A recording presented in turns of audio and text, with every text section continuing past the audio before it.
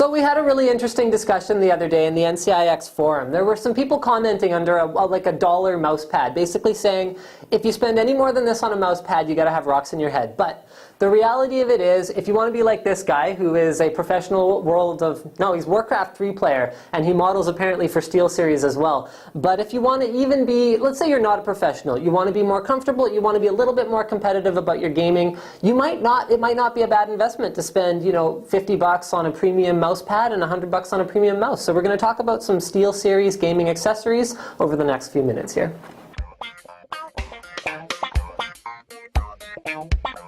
So we've got here two mouse pads that SteelSeries sent to us for this demonstration. We've got a cloth Wrath of the Lich King mouse pad right here. And then we have a Frostworm edition of their 5C mouse pad, which is actually a hybrid. It's got a rubber inside, a plastic no-slip bottom, and a cloth top. So you get the advantages of all of those surfaces. Now, what are the advantages of an expensive mouse pad? First of all, you get smoother tracking. So that means that when you're moving side to side and up and down, especially quickly, your mouse isn't going to jump around suddenly.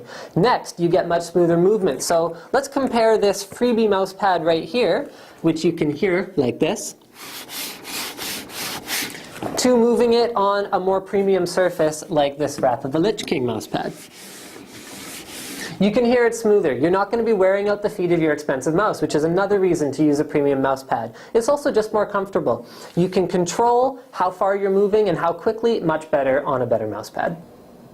So as you can see on the bottom of the Akari Laser mouse is my name. And the reason for that is it is a completely driverless mouse. That means you install the utility, you set it up the way you like it, you name your profile, and you can plug this into any computer anywhere. And it will remember exactly your sensitivity and exactly the way you like your macros and programmable buttons, all that good stuff. Now, the next most important thing about a mouse for me is comfort. You can see clearly when we do our close-up demo here, the comfortable resting position for your hand fits very naturally onto something like an Akari Laser, whereas the cheapo mouse that came with your computer is not going to be nearly as comfortable of an experience. Last thing, of course, is going to be the tracking. That's what all the mouse manufacturers are pumping up these days. Now, the Akari Laser gives you 32,000 CPI. And it also gives you 40,000 samples per second. Now those are just numbers to me, I'm not a professional gamer. However, as a casual and hobbyist gamer, I do notice a difference, even from the mouse that I was using before, which is again about a $100 mouse. So you get smoother movement, you get better acceleration out of a premium mouse product. So this is it. This is the coveted WoW MMO gaming mouse from SteelSeries. As you can see, that's all the gold that you will have when you have 15 programmable macro buttons for WoW gaming. Now I'm going to be completely honest, I'm not much of a WoW player. I played for about 2 months, I got bored, I'm not much of an MMO player. That said, the idea of a 15-button, completely programmable macro mouse was still intriguing to me, just as a casual gamer, because you can map any one of the 15 buttons on this mouse to any command you want, including strings of characters like a macro.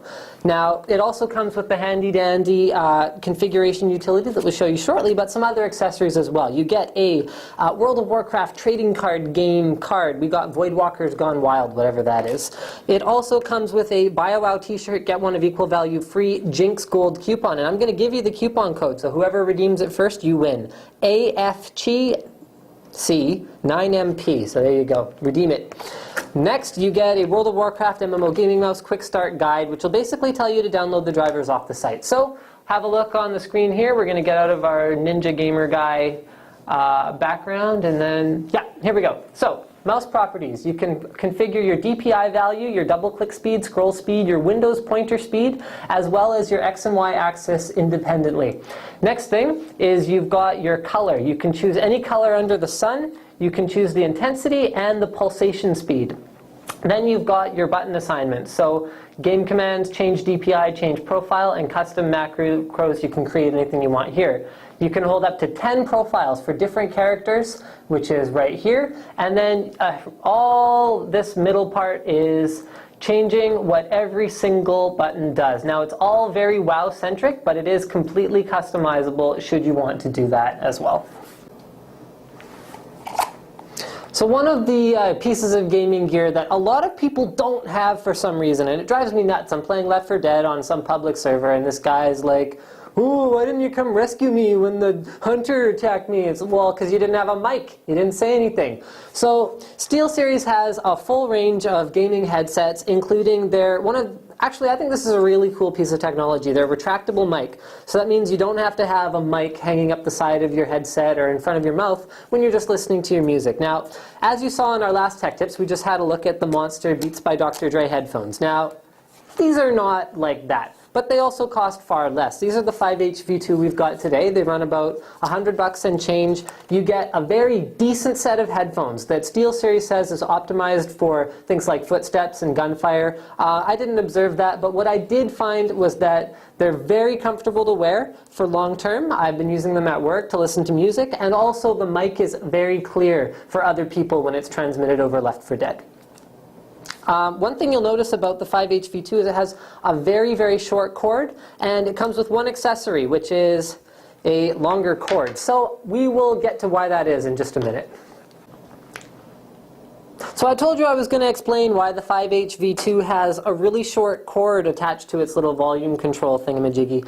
And the reason is that the SteelSeries 7G keyboard is what ties together all the SteelSeries peripherals. So at the back you can see this nice thick braided cable comes out and splits into USB, PS2 with a USB adapter, as well as audio out and mic in on the back of your computer. So that means it acts as the hub for all of your SteelSeries peripherals. You can plug your headset, both microphone and speakers into it, and then you can plug up to 2 more USB peripherals, usually a mouse and then like a USB key or whatever else, also into the back of the keyboard. Now the 7G is a mechanical key switch keyboard, so that means it is on the expensive side, but it does have a few premium things about it. First of all, if you like the tactile feedback, you're going to love this keyboard. Second of all, the removable shroud. I've actually been using this keyboard for the last week or so at work, and it is incredibly comfortable. I even did some gaming, but don't tell my boss. And I find the wrist rest, while hideously ugly, is incredibly comfortable when I'm typing or when I'm just using the WASD keys.